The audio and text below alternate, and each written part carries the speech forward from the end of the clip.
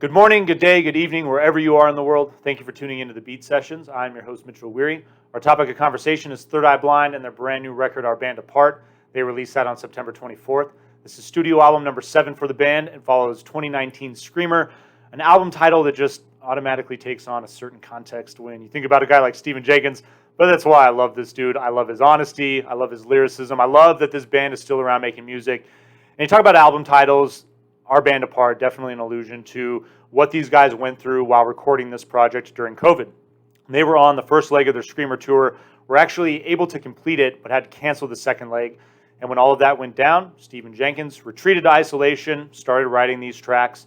And you can feel this energy pour out when you listen to this record, this vibe that happened as soon as these guys were able to get back into the studio, be around each other, do what they do, which is make music. And I love the energy that comes off that. I love the new sound that they're playing with as well. The sonic direction of their music is very interesting. It seems pretty natural as well. It's got this folk element that's really driving it. And it's, man, for a band that really began its career with a style of rock that's, very rooted in a pop influence, these guys are making music that reminds me a lot of what Spoon was doing on Gimme Fiction, what Arcade Fire was doing with The Suburbs. I hear a band like the Decemberists a lot in their sound these days, and it's working. I really dig what Stephen Jenkins is playing around with here on the majority of this record. We'll get into it. Goodbye to the Day of Ladies and Gentlemen. Love lyrically what's going on here. Definitely just, a bit of a nostalgia trip, harking back to, even when their first record was released in the mid-90s, just a simpler time. And I love the instrumentation there. You talk about, the piano and a lot of acoustic instrumentation. So you get Spoon, you get Arcade Fire on this opening track, and I really like the feel of it. Your second track, Box of Bones, I love the way it starts off, and I love the way it builds, but I feel like ultimately at the end, there's a lot of missed potential in this song. It could have been something so much more, and that track just kind of bummed me out for that reason. Your third track, again, love what's going on here. It's got this, it's probably the most pop-oriented track that is on this album. You definitely get that 90s alternative rock feel. Great hook on this particular song. It's got this feel of what Oasis was working with a lot of in the mid to late 90s as well. Fourth track, Silver Lake Neophyte, and then fifth song, Dust Storm. Dust Storm is a track that it sounds like 90s Cure. Think of Disintegration. I couldn't help but feel that vibe when I listened to that song. And Silver Lake Neophyte, definitely on the mellow side, one of those tracks that's taken on more of this folkish element that I think is working on this particular project.